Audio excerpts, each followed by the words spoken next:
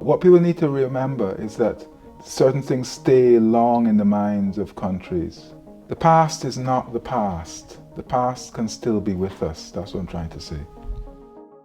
I'm Hew Locke and I'm here to talk about my show at Yale Center for British Art called Passages. I grew up in Guyana, and this is where this show is really coming from. The show is about power, it's about history, how history affects us today, how we can't escape it. I've had a varied practice, so it's not been one straight line. I do many different things. Well, drawing is the basis of the practice, really, to be honest. And as for the early charcoal drawings, copying Velasquez, copying Tudor paintings, what it was is the beginning of me trying to order the world to fit me, rather than me adapting to fit the world. My whole thing is about the burden of history. I was working on this very niche idea around public sculpture. Who are these people? Who gave them the right to be portrayed literally above us? Out of that came the idea of creating figures which were part statue, part real, and this became the ambassadors. And Ambassador 4, it has an intensity to it. What I'm talking about is alternate histories.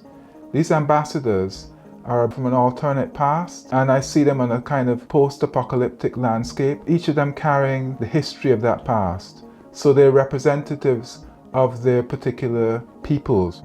Both my parents were artists. My mother was a painter, my father a sculptor, and that shaped me as well. Well, I got to Guyana just in time to see the country become independent.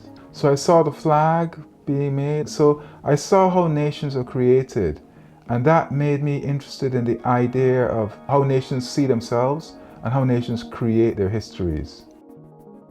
The Survivor is a boat with a large sail, and the sail has got imagery of plantation workers on a sugarcane plantation in Jamaica. It's almost like the one remaining from a fleet. It's a collation of different memories and fragments. It's about migration down the years, down the ages.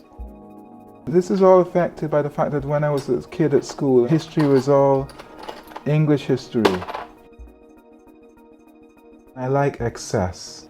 I like the whole idea of something being beautiful. There's nothing wrong with beauty, but an edgy kind of beauty, that's what I'm interested in.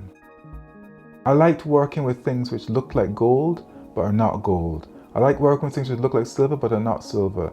The Veni Vidi Vici is made with sequin waste, sequin rope. Working with sequins felt like lifting something which is despised for use in carnival costumes, lifting it up to a fine art. Kohinoor is different.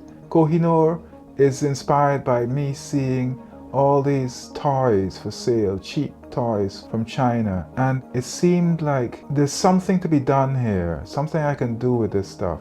Rather than ignore it completely, it was trying to adjust to a world of globalization as well. The work would not have existed without that.